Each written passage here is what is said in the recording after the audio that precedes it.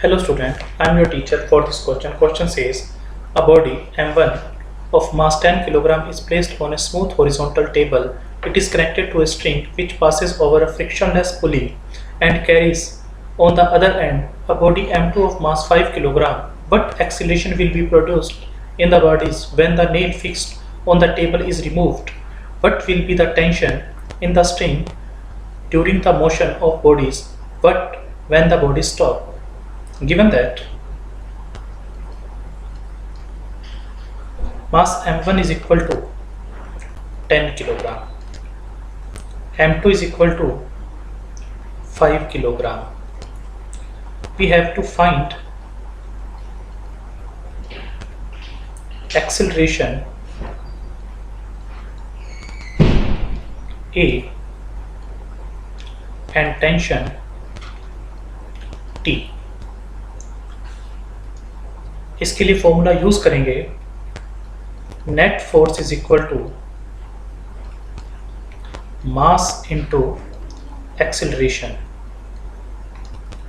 और tension T के लिए फॉर्मूला यूज करेंगे T is equal to m1a।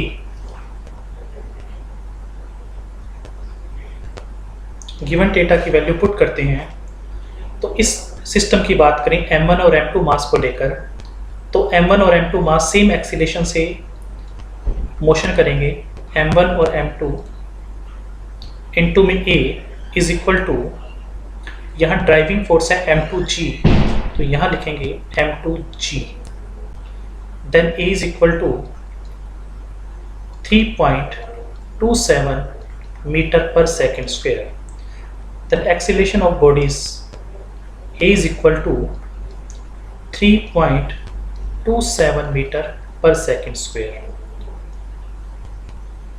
अब टेंशन के लिए T is equal to m1a put करते हैं तो T is equal to m110 a है 3.27 then tension T is equal to final answer 32.7 Newton.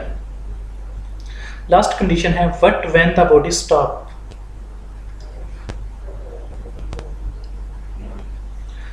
तो बॉडी को स्टॉप करने के लिए ये कंपलसरी है कि उस पर नेट फोर्स जीरो हो। To stop bodies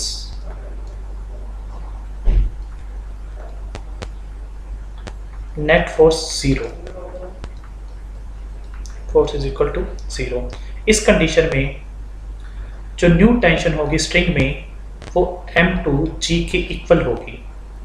then new tension T dash is equal to m2 की जगह पुट करेंगे 5, g की जगह पुट करेंगे 9.8 तो new tension T dash is equal to